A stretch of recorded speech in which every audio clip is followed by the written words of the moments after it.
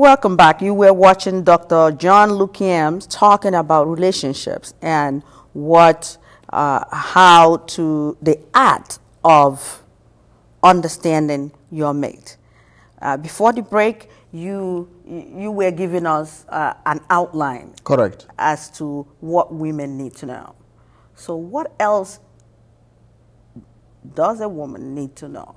I got a lot for what women need to know, but I just want to finish up with this learning to love, because it's really very much the key.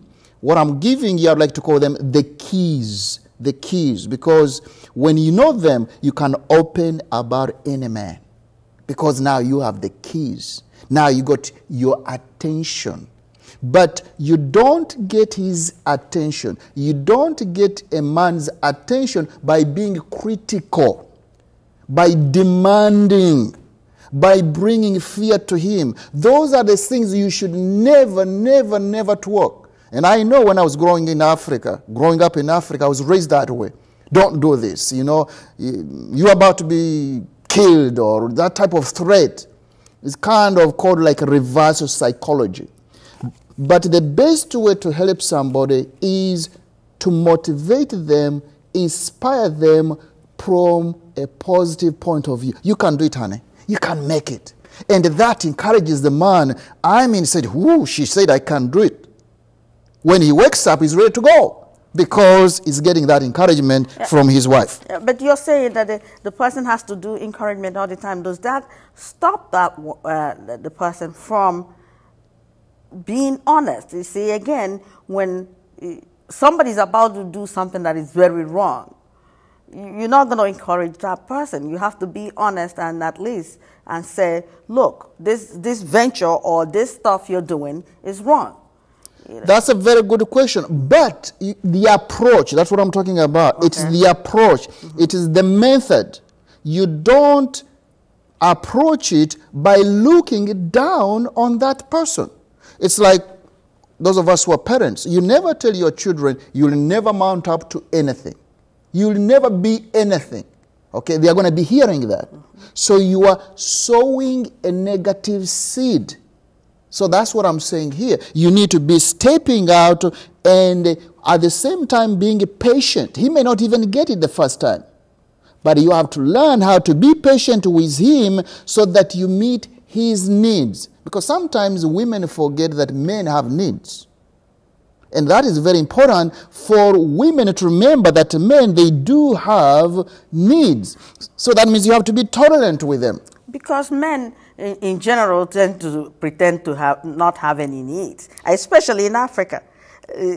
They're so caught up with being the head of the household, being the man, that they seem to be needless.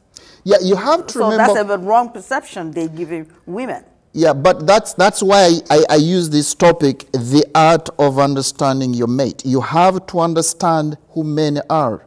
By nature, men, we have the macho thing, okay? That's the way we've been raised. We have that macho thing. But that's why I'm saying here, you need to break it down and be able to understand him, that he has needs.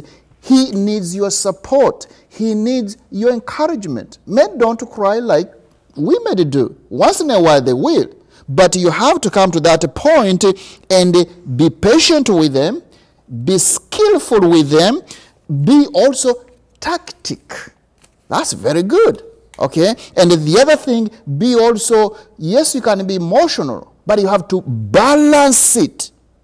They need your spiritual support. For example, women are so, to me, close to God. They tend to be very spiritual, to tell you the truth. They are closer to God than men, you know. They have that tender heart. I mean, I've visited many churches, or the biggest church like in South Korea. You'll find Dr. Cho, he has women. And as a result, the church is about 1 million people there. So they play this big role. So, but if they can apply it to their mates, then they can help them. But they have to understand that. Let's go to the second point, which I think is very important for women to understand and to know what they need to do. That one is is give up your dreams of a perfect marriage.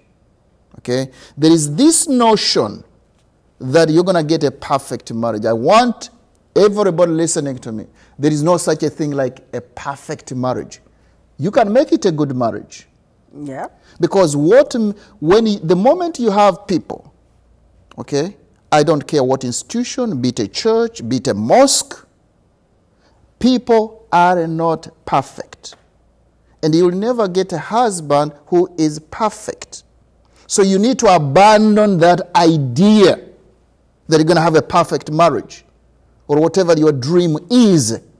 Okay? You need to work towards a good marriage. And that's why I'm giving you these guidelines, these principles. They will be able to help you so that you can be able to grow. Number 3, we'll try to go through this as fast as we can. Discover your husband's personal, unique needs. What are his needs? Do you know them? Do you care? Do you take time? But you have to discover what are his personal needs, because there's no man like another one. Maybe you had another relationship before, but this one has different needs, and the one you had before has different needs. So you need to discover.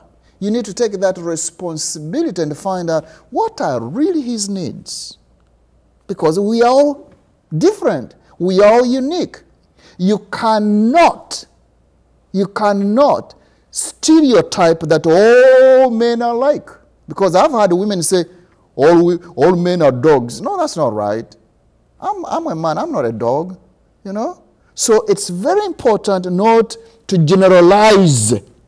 Find out, why did you even love this man? He has needs. How can you help him? So that is very important. My advice is discover what your man is like. Because once you discover that, you'll be able to deal with him. Now, what do you mean by that? I'm not quite sure. What the man is like? What? Well, people say, for example, the way to a man's heart is the way through the stomach. Mm-hmm. In other words, through eating. There are people who really love food, but not everybody likes food. Okay? You may not be able to get your man through the stomach. There might be another way. Okay. You see what I'm saying? Because it's different. There are people who see food, oh boy, I mean, he will be having saliva all over. But not necessarily your man. Overfeeding him. There you go, you know. So you have to understand this. What turns him on? You have to discover those. What gets him excited? What gets him going? So you have to find those type of things. Okay? Now, real quickly here before we go to a break, let's mention about this. Another thing I feel we need is to abandon all dependency upon your parents and all criticism of his relatives. That's another thing. Because you need to abandon it. If you're married to a man, you need to be neutral. You don't want to start criticizing his mom. You don't want to start criticizing his dad. You don't want to start criticizing the relatives. Okay? You want to be neutral. Because a basic rule in this is marriage is to never criticize the relatives of your marriage partner. Stay away. And that applies both to men and women. I agree with you. Well, Dr. John, we will be taking a break. Please do not go away. We are going to continue this topic as soon as we get back.